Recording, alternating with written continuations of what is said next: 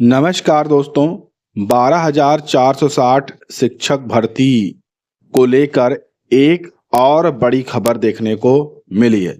जैसा कि आप सभी को जानकारी है कि हाल ही में अभी 30 दिसंबर 2023 और 7 जनवरी 2024 को लगभग 5500 चयनित शिक्षकों को नियुक्ति पत्र शिक्षा विभाग के माध्यम से बांटे गए हैं।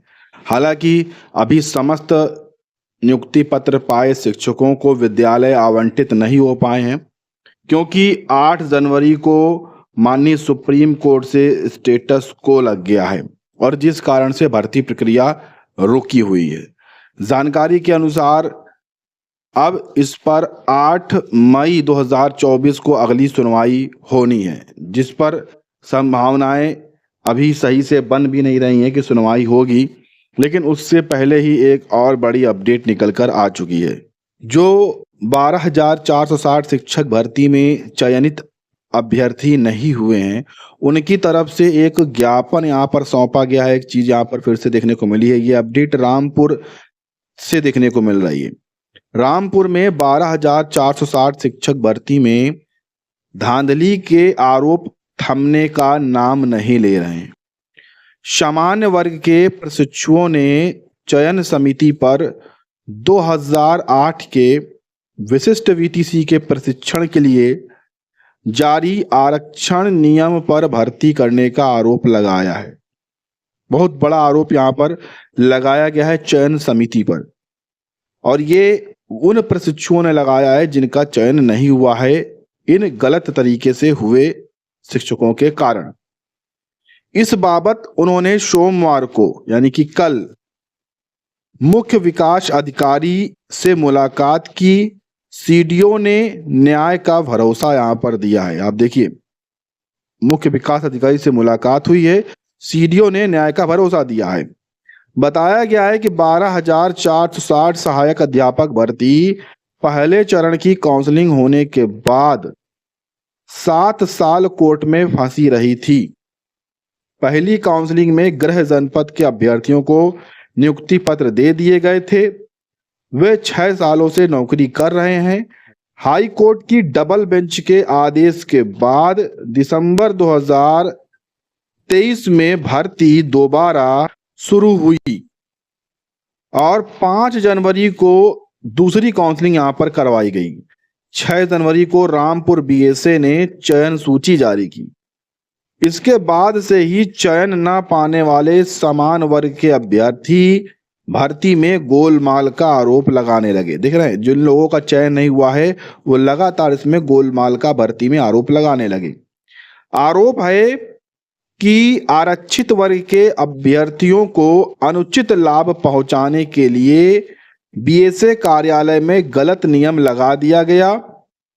6 साल से आरक्षित सीट पर नौकरी कर रहे पहली काउंसलिंग के करीब 90 शिक्षकों को दोबारा से रिस्फलिंग कराते हुए दूसरी काउंसलिंग में अनारक्षित सीट पर काबिज करा दिया गया।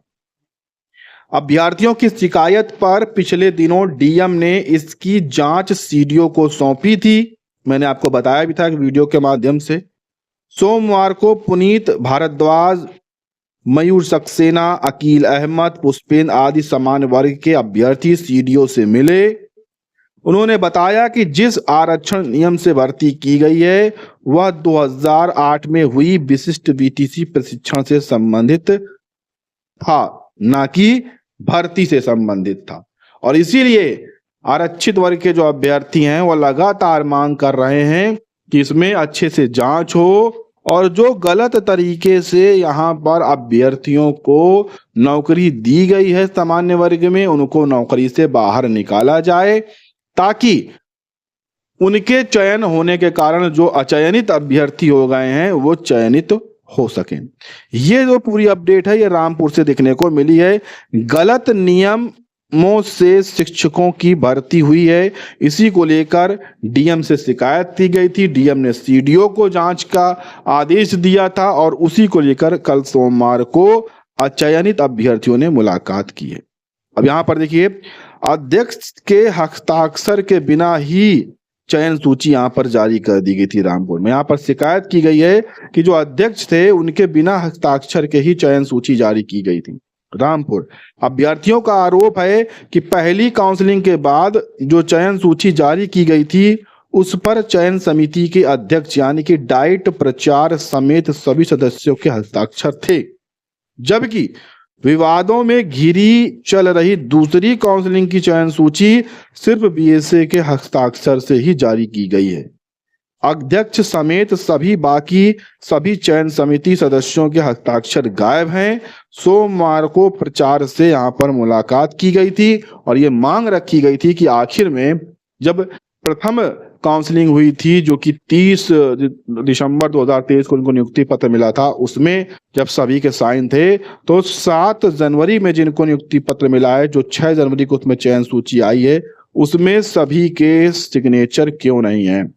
केवल यहाँ पर बीएसए के ही सिग्नेचर क्यों देखने को मिले? यहाँ पर देखिए, केवल बीएसए के ही सिग्नेचर क्यों देखने को मिले?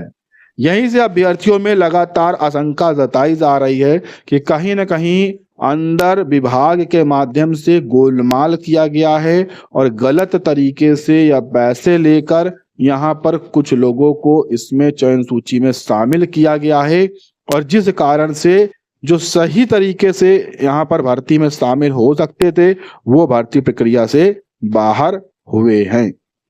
ये आरोप यहाँ पर लगाए गए और इसी को लेकर रामपुर में जो चयन सूची है जो जारी हुई थी 6 जनवरी 2024 को, उस पर जांच चल रही है दोस्तों। जी हाँ, उस पर जांच चल रही है और ये जांच डीएम के माध्यम से आदेश दिए गए हैं। डीएम के माध्यम से ये आदेश दिए गए हैं और सीडीओ इसकी जांच कर रहे हैं। ठीक है, सीडीओ इसकी जांच कर रहे हैं। अभी इस पर अंतिम रूप से जांच की जो रिपोर्ट है वो नहीं सबमिट हुई है। इस पर अंतिम रूप से जांच की रिपोर्ट अभी नहीं आई है।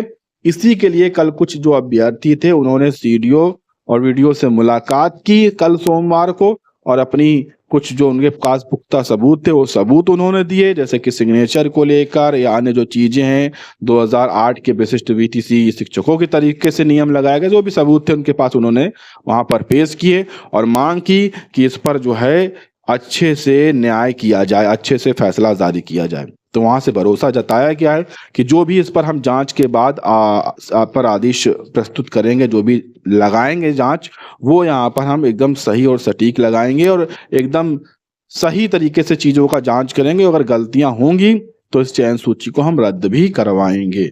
ये चीजें हैं। तो यहाँ पर रामपुर में जो सेकंड सूची है वो रद्द हो सकती है क्योंकि उस पर जांच चल रही है और अगर कमियां पाई जाएंगी, जो भी अभ्यर्थियों ने शिकायतें लगाई हैं, अगर उसमें सच्चाई पाई जाएगी तो सेकंड चयन सूची जो कि 6 जनवरी 2024 को आई है वो लगभग रद्द हो सकती है। इस चीज को आप समझ लीजिए। रामपुर में, केवल रामपुर में, सभी जगह नहीं। ठीक है, रामपुर में ये रद्द होगी। तो रद्द होने के बाद जो लोग अचयनित हुए हैं उन सभी के कारण उनको यहाँ पर मौका भी दिया जाएगा। ये भी एक बड़ी अपडेट है। तो एक दोस्तों बड़ी अपडेट निकल कर आई थी 12,460 शिक्षक भर्ती को रामपुर जिले से अपडेट निकल कर आई थी। पसंद आई हो तो वीडियो को लाइक शेयर और चैनल को सब्सक्राइब करें।